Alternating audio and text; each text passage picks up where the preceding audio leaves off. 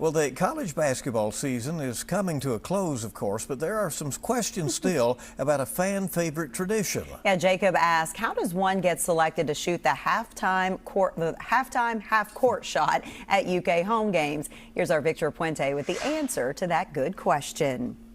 Well, whenever you see someone taking a half-court shot to try to win money, somewhere there's likely an insurance company, knowing they'll have to pay out if they make it. That's because those prizes are usually insured.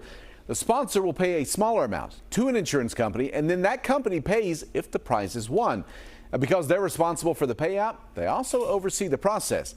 Tony Neely with UK Athletics tells me the insurance company provides guidelines on the selection process and choosing a random seat within the arena. Then their team at the venue uses that process to identify the individual in the seat. That fan who's selected has to sign a form acknowledging they understand the rules of the promotion. And there's a reason those shot attempts are recorded. There has to be proof.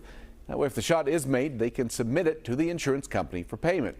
Those companies estimate that the chances a fan will make a half-court shot at about 50 to 1. If you have a good question, just email us. Good question at WKYT.com. I'll see you on WKYT Mornings.